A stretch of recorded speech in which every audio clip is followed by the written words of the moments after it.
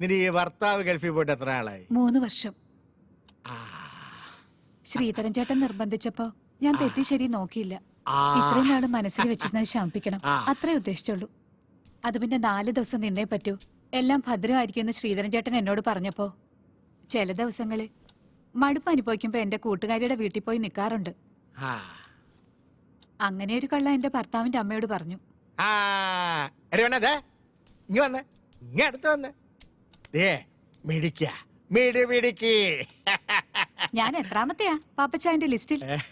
ഇതിന്റെയൊക്കെ ലിസ്റ്റ് ആരും നോക്കുന്നത്? കള്ളൻ. എടി പെണ്ണെ, നീ അപ്പൊ പോയല്ലേ? അതെ, ഉച്ചയ്ക്ക് മുന്നേ വീട്ടിലെത്തണം, അല്ലെങ്കിൽ ഞാൻ പാപ്പച്ചായന്റെ കൂടെ വരേണ്ടി വരും.